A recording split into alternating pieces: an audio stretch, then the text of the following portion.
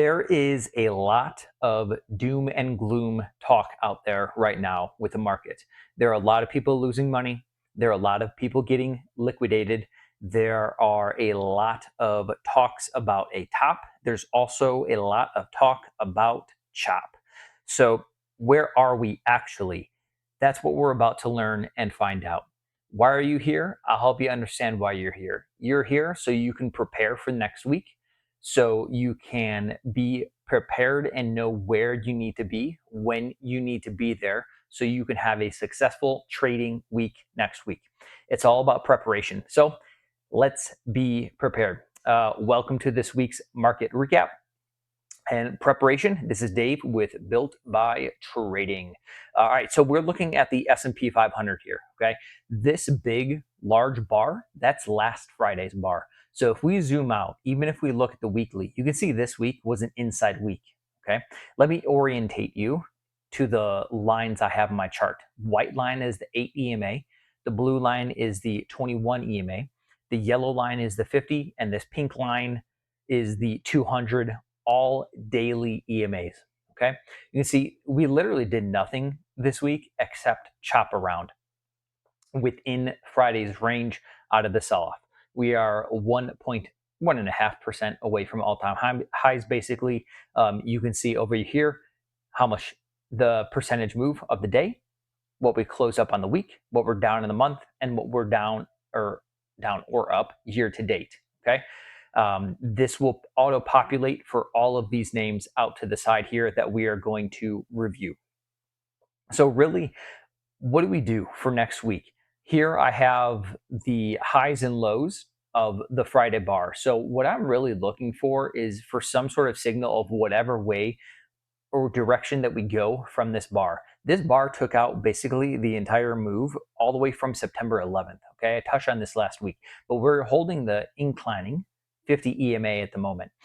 So which way this resolves, I have no idea, but it's good to be prepared, to have a plan, to execute when the time or if the time comes, okay? So that's what this is about. To have preparation and then execution is a completely separate thing. So kind of looking at a wedge here, okay? Looking at the SPY, it's basically the same thing. We're going to move on to the equally weighted S&P 500. This takes out the heavyweights of the market. So the top 10 names, basically, which would be NVIDIA, Microsoft, Apple. Those are the top three. You can talk about Tesla and Google and Amazon, etc., CrowdStrike and Now Service. Okay, so it takes in the SPY and the QQQs. There are heavy weights. They are weighted heavier, so they have a heavier, they have a larger effect on the overall market movements. This is equal weighted. So all of the 500 names in there, they move the market equally. So either way, you can see it's not really doing much. Let's look at the cash index for the NASDAQ 100.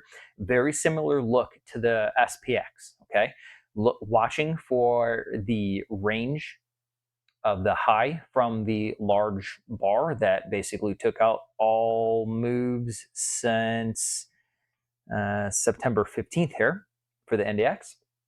And the green line here is the high of this week, and the red line is the low of this week. So we can also look for if next week is going to be an outside week, whether it's up or down. I did the same exact thing for the SPX as well. All right. So you can see those levels are 67.24.12 and 65.55 spot 07. Let's move on to some other names that may be some names of focus, okay? We'll go straight to XLC here. The top names in XLC are Netflix, Meta, and Google. I'm kind of watching this downtrend line here. It's retesting it at the moment. Not that I trade off of this, but just for those that trade structure, it's easy to see when the change in trend has ended, whether we get a higher high or a higher low. As of right now, we're still getting lower highs, but we have a potential higher low here. And this is an obvious area of support, and this is also a gap that has not been filled yet. Google has been very strong. We'll go over that very shortly. Either way, XLC, I think, is an area that we need to watch, especially since it actually already broke the highs on Thursday of Friday's large bar down. Okay. Next, somewhere to pay attention to, I think we should always pay attention to because it's such a large position of the overall market, is Tech XLK. You can see it looks very similar to the SPY and the Qs. Okay, I don't have these things marked out, but we're looking for the breakout of the high of 287.62 and or the low of 278.24. Okay, we are holding the inclining 20 EMA here. You can see we also closed above the 8 EMA, which is starting to kind of round. All right. So maybe we get more chop next week. Maybe we actually have a strong move up, test this, pull back, and break out. Not sure. Just trying to get an overall view at the moment. Next, let's go to XLP. This is interesting. You can see it had a rounding bottom here. Top three names are Walmart, Procter & Gamble, and Costco. This held at a prior area of support. This is a little off drawn, but either way, you can see how this is a demand zone right near this. I believe that's, I can't tell my color right now. That's an anchor VWAP from somewhere that it's held on to in the past. Either way, why I think it's interesting, it's starting to curl up. There's a lot of potential supply here that it is now testing. So if you're in these names, I would watch for potential supply to enter, although these names really move this sector. Okay. Next, let's look at XLU utilities. You can see that this thing has been on an absolute tear. It continues to respect the white line, the 8 EMA here. So it is at here again. It tagged it today, basically at the lows. We'll see if it wants to continue the trend up into next week. We're only nearly 2.5% from the highs there. Next, XLV. I mentioned this last week. If you want to go with the technical analysis route, downtrend, consolidation, break the downtrend, and then we have, you can call this like a little bull flag or a price correction into the short-term EMAs. Again, the 21 is holding. So the top names that you might want to look into for that mostly move this healthcare sector is Eli Lilly, Johnson & Johnson, and AbbVie. Okay, I have them right there for you. Next, sector-wise, XLY is somewhere to be of interest. Consumer discretionaries, you can see it's chopping around the 50 EMA. It was inclining. It's starting to flatten out here a little bit. So really just chopping around. However, I do think it's interesting because it did break out to all-time highs here, and this is the first pullback around really since all-time highs. You might be able to call this a double top here as it broke this neckline, and now it's retesting that. So we could have a potential trend change. Either way, I would look for some sort of downtrend line break to say, hey, we have a change in structure here. We might have a higher low. Okay. All right. So let's move on to the heavyweights that are probably most important to focus on. All right. I'll skip through Microsoft here. This is just really ranging from, let's just call it 500 to 520. It failed to hold this 520, this 507 to 505-ish support is rather obvious, right? So I'm just waiting until there's some sort of range break here. Okay, moving on to NVIDIA. You can see NVIDIA, it broke out to highs, and now it's kind of back and chopping around the 180-ish area, okay? We want to see this hold. You can see that the 50, the yellow line again, the 50 EMA, it's holding so far, and things are getting tight. Okay, so nothing is necessarily wrong just yet, but it has the potential to fail, especially with the news earlier this week about new export controls actually being enforced on advanced computing systems, semiconductors, and AI technology. Jensen, he also said that basically they're fully out of China, not selling to China, like 100 or 90% of this. China was like number 2 for selling to NVIDIA. Now they're like at 0. So He was saying anything additional from China would be a bonus. At the same time, he also came out and said that TSMC, so Taiwan Semiconductors, they came out with a milestone partnership with the first made wafer for NVIDIA's next generation Blackwell AI chips. So they are indeed bringing more AI chips being created in the US. However, we have some headwinds about the new, not new necessarily, but the export controls and potential um, China trade tensions. I'll leave it at that. So it's interesting. It's a name to be mindful of and probably be um, involved in. Apple. I heard new news on Apple that the iPhone Air actually sold out in China within minutes on the launch on October 17th, which is today. So that was pretty wild. Last week I was saying, hey, I don't know why Apple's up here because I heard like Apple AirPods were the coolest thing at its show, but this showed some pretty decent relative strength today, being up almost 2%. It was holding here. I was kind of thinking there was a potential quote unquote bear flag, but this is an uptrend. Okay. This is indeed an uptrend. It is now closed above the 21 EMA and the 8 EMA near all time highs. So 3% off of all time highs. This is a name you probably would like to be in also, or potentially pay attention to next week.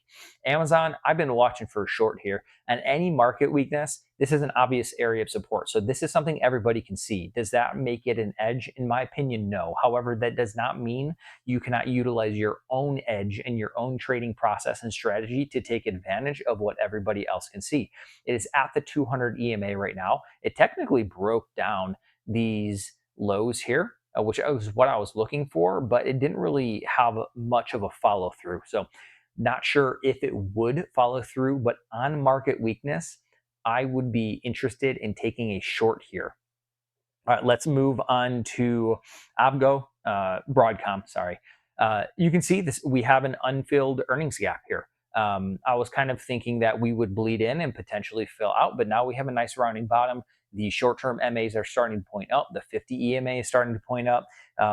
This week, they had a partnership with OpenAI on October 13th to deploy a 10 gigawatts of custom AI accelerators that's planned to roll out on the second half of 2026. So this is a multi-billion-dollar agreement that could generate estimated potentially up to $200 billion in incremental revenue for Broadcom.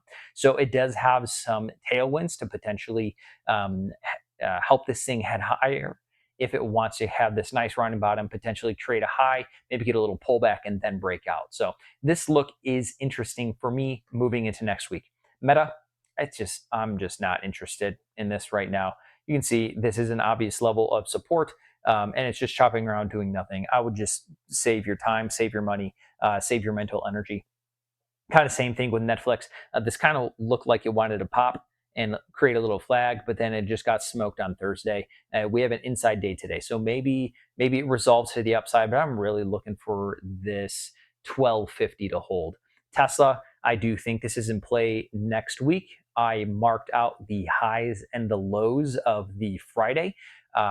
We're still within that, okay? So I am looking for a break of the highs or the break of the lows. My bias is up because the trend is up. This stock is not just a car company. It's most likely going to be one of the leaders in AI and robotics. So there's a lot of tailwind for Tesla in general. It's only 10% away from all-time highs, which is pretty wild. So looking into Tesla, if it wants to break the highs of Friday, maybe it runs and retests this 470-ish area. Google, I did enter Google today for the trend line individuals. I was marking out this downtrend line. We see that we have the break, and then this is technically a downtrend line break and retest. That's not why I entered it. I entered it on my own process, but for those that like the TA look, there it is for you. I have been looking for an opportunity to get into Google. I got into NVIDIA last week instead of Google. That proved to be the poor choice in hindsight, but it is what it is. This is a new trade. I am in it, and I'm just going to manage it from here on out. This has a lot of tailwinds to it. It has AI diversification going on. Cloud computing and advertising is apparently recovering as well. There's also reports of AI monetization actually showing results as well as cloud growth. So this also has been very strong, as you can see, right? And it continues to have tailwinds. Next, we'll touch on crowd. I was saying that this has been in play. This has not acted as if I was wanted to. Now I kind of feel like it's not really in play. Maybe for next week, this might have to chop around and base a little bit before it breaks out into all-time high. So until it does that, I'm most likely not going to touch it. Let's talk about now. ServiceNow, that is. I have been waiting patiently for a potential short. I am still looking to short this on market weakness, but this obvious level here of 5, let's just call it 95 to 887 is still holding, right? But this just continues to chop around and do nothing until it breaks one either way. I'm not interested.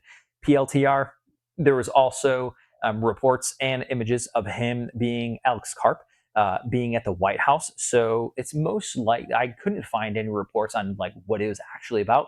It's probably educated guess based on history, most likely with government contracts. Either way, this is just basing here. I'm not super interested in getting chopped up, honestly. So I'm not going to touch it until it basically breaks out. It had a nice move on Tuesday and kind of gave a little bit back, but it's just chopping around, not doing anything super fun. Hood, I think, is a potential maybe bounce play, recovery play for next week. It is below the 21 and the declining 8 EMA, but it's near the flatlining 50 EMA, which is kind of where like the first level of institutions really start to accumulate, other than the 200, but the 200 is far away. That'd be wild if we touch that, and not ideal. So this is pulled back about 19%. It's 16% away from all-time highs.